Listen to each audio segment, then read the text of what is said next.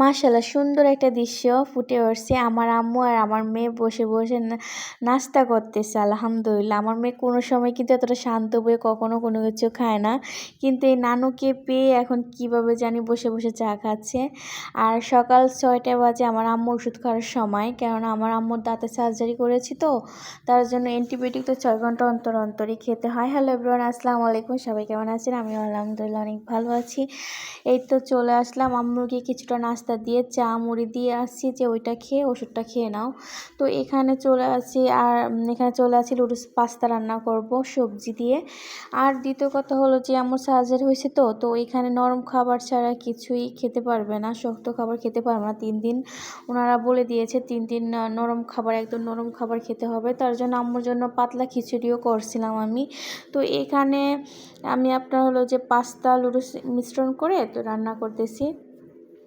আর এটা সবাই পছন্দ করে, আমার মেয়ে, আমি, আমার ভাই ২ টা আলহামদুলিল্লাহ। আর আমার হাজব্যান্ড তো মানে কি বলবো, ও তো ভালো পছন্দ করে, ও খুব খেতে ভালো লাগে। কিন্তু সবজি দিয়ে কিন্তু আপনার মাছ তরকারি খাবে না, কিন্তু সবজি পাস্তা তারপরে হলো যে স্যুপ এগুলো খেতে খুব পছন্দ করে।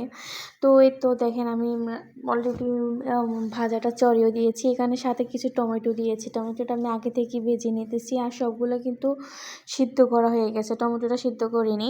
টমেটো ভাজার ভিতর দিয়ে দিলাম। সবাই তো রোজ রান্না পাস্তা রান্না অবশ্যই পারেন। আর আমার রান্নাটা যদি কোনো ভুল ত্রুটি হয় অবশ্যই আপনারা বলে যাবেন যে কোনো কিছু প্রবলেম হয়। এই তো দেখেন আমি এখন পাস্তাটা ভালো করে দিয়ে দিছি। এখানে অল্প পরিমাণে দিয়েছি, মাত্র আমরা 3 জন খাবো, আমরা ভাই বোন 3 জনই খাবো, কিছু না আম্মু নাই আর আমার হাজব্যান্ড তো অফিসে চলে গেছে সকালবেলা। তাই আমাদের 3 জনের জন্যই করেছি। এখানে চা বিস্কুট নিয়েছি, এটাই খাবো। আর এদিকে অনেক ঠান্ডাও পড়ে গেছে, ঠান্ডার দিনে মানে কাজ করতে গেলে অনেক বিরক্ত লাগে। আর এদিকে আমার আম্মুর দাঁতের সার্জারি করার আরও প্রবলেমে পড়ে গেছে, কিন্তু শিনশিনি করে থাকে, ঠান্ডা পড়লে শুধু শিনশিনায়। তো সারা রাত আম্মু ঘুমাইতে পারে নাই, আমরাও ঘুমাইতে পারিনি, ওরকম ব্যথায় আম্মু শুধু চিল্লাপাল্লা করছে দাঁতের ব্যথায়। তো এই তো দেখেন মাশাআল্লাহ লুডুসের কালারটা কিন্তু মাশাআল্লাহ অনেক সুন্দর এসেছে। আর গ্রান্ডও না মাশাআল্লাহ অস্থির হয়েছে। আমি কিন্তু এর ভিতরে কিন্তু একটু ঘি দিয়েছি, এটা দেখাতে ভুলে গেছি। তো এখন সবার জন্য বাড়িয়ে নিতেছি। আমার ভাইদেরকে আমি যেটা দিব ওইটাই খাবে, বলবে না যে বুবু এটা খাবো না ওইটা খাবো, এত প্যারা আমাকে দেয় না। ও বলতেছে আমার বোনে যেটা দিবে আমি ওইটাই খেয়ে নেব। কিন্তু অনেকে আছে না যে না এটা খাবো না ওইটা দাও, এই সেই হ্যান ত্যান, সকালে এটাই খেতে হবে, এটাই করে দিতে হবে, রুটি ভাজি করে দিতে হবে, তা না। আমার ভাইদেরকে আমি যেটা দেবো ওইটাই খাবে আলহামদুলিল্লাহ, কোনো সময় বলবে না যে বুবু না।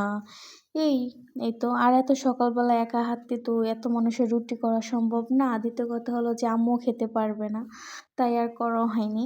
এই যে দেখেন মাশাআল্লাহ আমি চাটা চড়ে দিয়েছি। চাটার কালারটা অনেক সুন্দর হয়ে এসেছে, কিন্তু এখানে একটু চা পাতি মনে হয় লাগবে। এই তো চা পাতিটা একটু দিতেছি। আর হলো যে আমরা ভাই বোন, আমার আম্মু কিন্তু একটু কড়া চা পছন্দ করি। তো এই তো দেখেন, এই তো আমার চাটা হয়ে গেছে। তো এই তো আমাদের সকালকার নাস্তা আলহামদুলিল্লাহ। তো সবাই ভালো থাকবেন, সুস্থ থাকবেন, আল্লাহ হাফেজ।